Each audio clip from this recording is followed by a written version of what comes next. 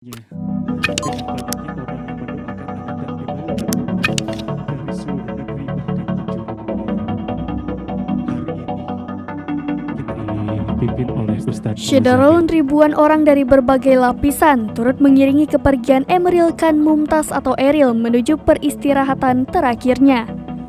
Menurut pantauan, pada Senin 13 Juni 2022, sejumlah warga dari siswa sekolah, driver ojek online, dan ibu-ibu berbaris di sisi kiri dan kanan jalan. Warga sudah menunggu di bahu jalan sejak pukul 7 waktu Indonesia Barat.